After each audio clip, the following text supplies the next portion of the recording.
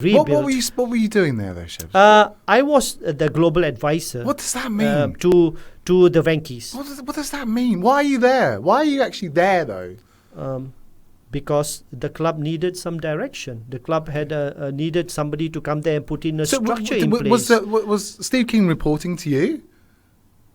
Steve, nobody reported to me. Okay. I reported to the chairperson, to the owners. I report to the owners. Okay, and then you oversaw Henning Berg as an advisor. Yeah, as an advisor, I'll tell you, Andy, take your hand out of your left pocket.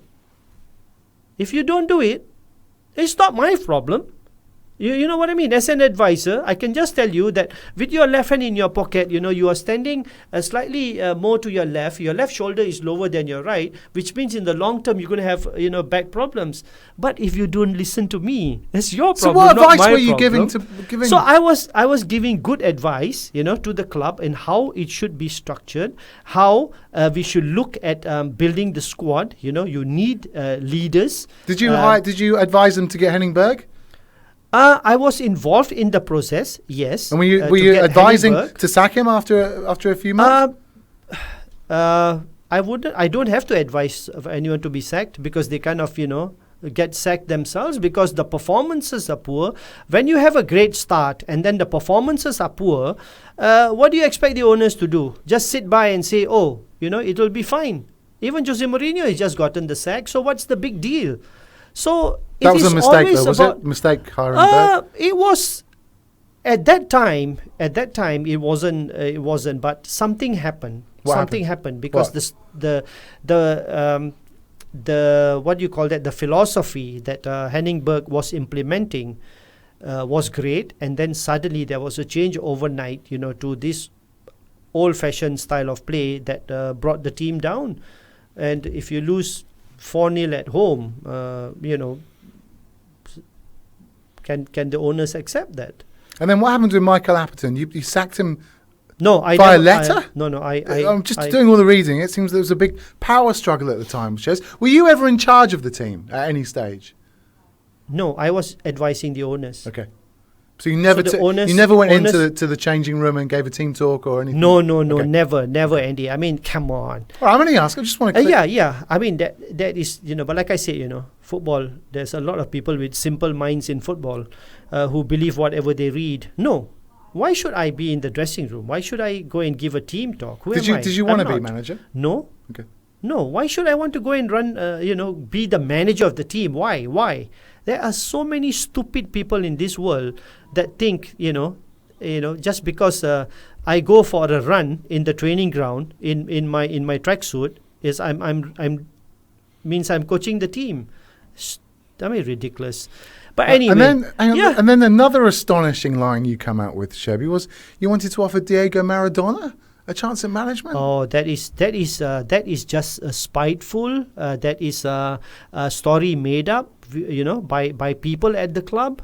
Andy, I was surprised where that came from. So there were a lot of elements working against me being successful. Let's put it that way. There were a lot of stupid people with vested interest in the club who were looking after their own, and they would feed stupid stories to the media, and the media would make a big hoo-ha about it. Who are these people? So people at the club. Who? People at the club. Who always has vested interest at the club?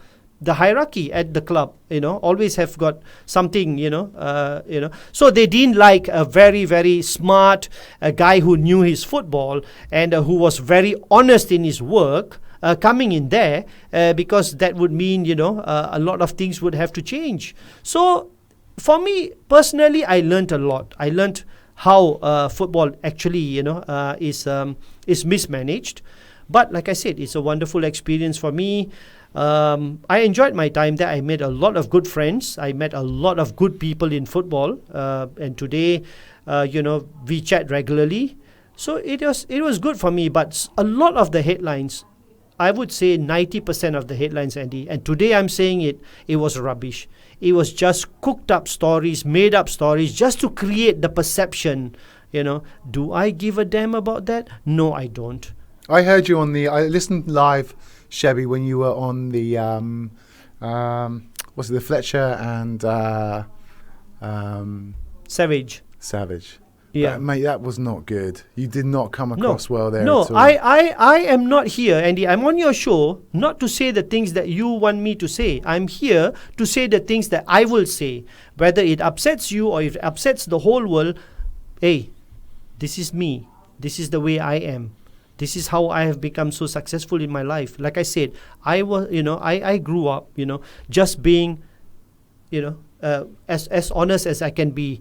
If my honesty upsets you, hey, you can always find another friend. You know what I mean? I'm not talking about you personally because we're great buddies.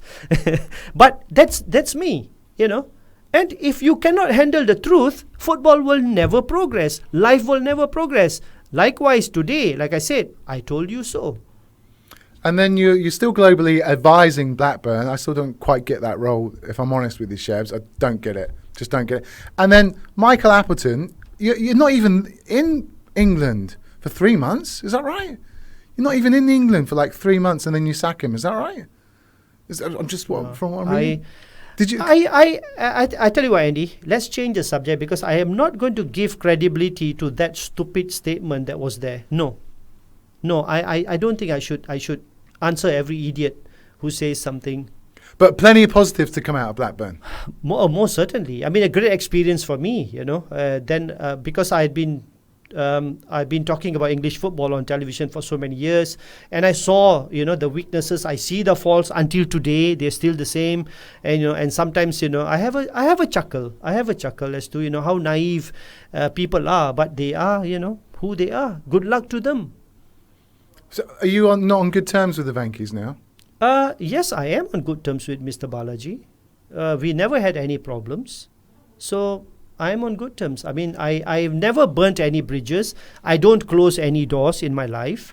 But, people have to accept me for who I am. And do you think you'll be welcome back in Blackburn anytime? I have a lot of friends in Blackburn. I could always go there for a holiday. And nobody can stop me from doing that. And of course, Steve King's in this part of the world as well. Do you speak to him? No, I don't. I don't. I mean, for me, that was a phase of my life that is that I have left behind. I'm sorry, Andy. I'm not one for sentiments or memories. I always look ahead to tomorrow. Yesterday is history. What difference does it make now? Are you on good terms with Steve King? I am not on bad terms with Steve Keane. I've never made contact with him since Blackburn. Okay. I don't have to. I don't want to, because I have made a lot of new friends. I've made a lot of new acquaintances.